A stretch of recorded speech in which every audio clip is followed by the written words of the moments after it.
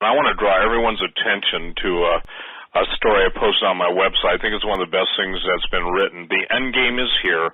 America surrenders militarily while preparing for war against U.S. citizens. The other day, I posted a story, I think it was on the 9th, that a French submarine sinks the entire U.S. aircraft carrier group during war games. I want to read this. A series of joint naval drills between the United States and France recently didn't turn out quite the way the U.S.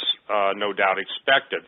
The practice scenario ended with the French nuclear submarine that was acting as part of the enemy ship, sinking the American aircraft carrier and most of its escort. Now, I would say this, everyone listening to my voice, it doesn't matter where you are in the world listening to Greg's voice tonight, our collective voices, and the alarm that sounded, the end game is here. America surrenders militarily while preparing for war against U.S. citizens. If you look at the buildup of arms, this is something, I used to read Jane's Defense Weekly because I liked all that stuff. I mean, there was all different kinds of publications, but just to see who had what. I gave that up years ago because that wasn't that wasn't the focus I felt the Lord was leading me in. But the bottom line is if you look at the U.S. military, look at the morale or immorality of it. The U.S. military waged war on Jesus Christ with the Air Force first making an offer, if you will, looking for Wiccan and satanic high priests. It actually went back to the days of Michael Aquino, 1st Earth Battalion, and I know guys that were trained up under him and with him. So the point is that in this article, it's by Susan Duclos, the end game is here. America surrenders militarily while preparing for war against U.S. citizens. Where is the disconnect? Now, I know now, and please, I'm answering my own question for everyone, but the disconnect is how could a French submarine sink the entire U.S. aircraft carrier group during war games? And then the Russians came out and announced what Hawk and I and others, Cold War Warrior, Weather Watcher, all these guys have been warning about all these years that obviously the Russians have an electronic countermeasures weapon system that is unlike anything in the world. So it was one thing when the Donald Cook was brought to a complete standstill. It's another thing when one of our nuclear subs in the Arctic Ocean, somebody says, well, I don't believe that because it was in the press. Well, go read about the Donald Cook and then ask yourself this. Do you understand what the triad, America's defense posture, has been for the last 50 years? And obviously, if you're taking out the entire naval assets of the U.S. military, and if you're taking out the Air Force, and people get mad at me when I talk about the F-35. Look, the F-35 and other aerial platforms, they're amazing weapons platforms and amazing technology. But someone should have screamed, help, you're a moron, when we started outsourcing production to China for our leading defensive weaponry. And now there's issues, and if you remember, Greg, pilots couldn't even fly those things because they were getting a form of pneumonia due to the particulate charcoal in the filtration system. So while China, Iran, Russia, and other countries, I'm quoting from Susan, are building up their military strength using technology that has turned the U.S. military into sitting ducks, and my answer to that is dead ducks in waiting, flexing their military and nuclear capability, the U.S. is dismantling their military piece by piece. Now, again, ladies and gentlemen, you ask yourself this. All of the reports coming in, and I've talked to guys in the military, and Greg, what does it say to you when a forward fire base, what they set out in the middle of the battle zone on the furthest perimeter of your battle zone or whatever, is it called a forward operating base? Okay. I have been contacted by wives of husbands who can get messages of their wives saying, if they go on my website, stevequayle.com, this is not a push, they will be court-martialed by their COs. What does that say to you? They will be court-martialed for going to my website. Well, clearly, Steve, you've been hammering the center of the target so long and so hard and so well that there's nothing left of the target, the center of the target. And therefore, for any of the other guys that are shooting to have any chance of beating you in competition, they're going to have to shut you down. And that's exactly what they're doing. Right. And little by little, I'm told that I'm banned in, I don't know if this is true, but here's what I'm trying to say. Ladies and gentlemen, tonight we're talking about when it all goes dark. I have no illusions and that, you know, the Internet stays up. I don't know when it goes down, but I know it goes down. And this is why this article, and look, when I see an article that's as well laid out, now why is this French thing important to me? Dmitry Duduman had the vision of the Russians and the Chinese attacking the United States, I think, maybe 20 years ago, 15, 20 years ago. And there were two nations that God did not make clear, the angel of the Lord did not make clear to Dmitry that would be fighting against the United States. Now, I understand this 20 years ago. Well, about 5 years ago, I pondered that question in my heart for that length of time. And in the shower, God bless showers, you know, I think maybe if, you know what? Hey, if there was a way to basically have enough, privacy and stuff, maybe a lot of people would hear more from God if they stood in a shower they were listening to a sermon. But fortunately for Greg Evenson and I, that's probably the way the Lord chooses to speak to us. But the point is that, and I'm not making a statement out of that, but the Lord said, after all these years, He said, Steve, the two nations that will be fighting with the Russians and Chinese against the United States are France and Germany.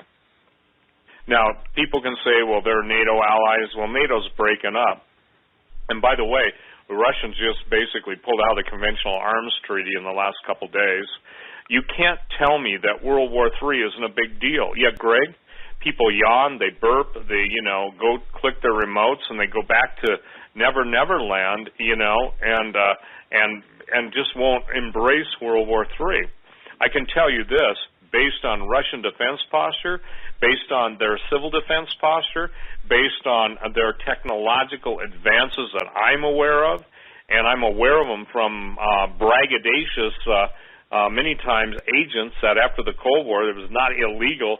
A lot of people in this country hired former KGB and GRU agents and stuff to basically, give them an insight and a competitive edge into the world of espionage. Because if you look at big business and all the weapons brokering going on around the world, basically governments use espionage to further their weapons sales. But that's neither here nor there. But saying that, the idea that all of our top generals and admirals have been fired, let go, or forced out, I know we're at the top of the hour, it should make everybody, literally after this show, everyone should be on their knees and faces before God, or turn around in your chair or whatever, and just say, Lord, are these guys telling us the truth? Because email after email after email, people try and send me suggestions. Well, we got to do this, we got to do that. It's too late for what you think you got to do. What you got to do is basically get your marching orders. And people say, I don't need God. I said, you will. And so, Doug, I'll turn it back over to you. When we come back, Ray, the disconnect. We're so close to World War III. And again, traitors from within, traitors from without. That's what our destruction has been all about. Thanks, Joe. I have to tell you that I've mentioned that I had the great privilege of meeting an Iwo Jima survivor at one of the veterans' homes. And as I was trying so hard to comfort him at a point when he said, why did we do all this to end up a nation like this? And I tried to find words, and finally when I said, look, all you can do is believe that your sacrifice made a difference. And he wondered if the country would ever get back on track. I said, I don't know. And his last words were to me, I pray to God she will. Now that is the title of this ballad, if you will. I don't call it that to be fancy. I call it because it's got that kind of limerick rhyme to it. So I'm going to go ahead. It takes about just under 5 minutes. Look, guys, I don't have this talent. I can write prose, but I just don't. God gave me this. It's to His glory and His credit. Through the shock and the awe of the Revolutionary War, America thought she could take no more. The battle raged all through the night. The British thought that they'd won the fight. But with the morning came the sun. Our flag still flew because of one. America has seen many a war. We always lead, we go before. Through the battle fog we led the way. We thought we'd seen the worst that day. The people gathered at Lexington. They stood their ground at Concord. Yet through those years of sacrifice, they never, you see, they knew the truth. They knew what would be. For freedom's fight is long and hard, and never shall be free. Today it seems the lessons are lost. The world's great seas are again being tossed. But brightly beams our Father's mercy. Our nation lives and is not yet lost. And the refrain of this is, I pray to God that our hearts be filled and give us strength to do His will. For without Him, rest assured, there'll never be a lighthouse shining by the sea. In the second verse, so many men all took the call. We never thought that we would fall. We promised family, we told our friends that we'd come home when the conflict ends. Beaten and battered, we gave our all to resist the enemy and still stand tall. So now, America, your vets are back. They stood the test. They gave their best to preserve the freedom we have left. Imagine now how they must feel when they see leaders on the attack. You see, it's not for us our leaders defend. They aim to steal your rights and make you bend. The moment has come to grab the reins and not resign.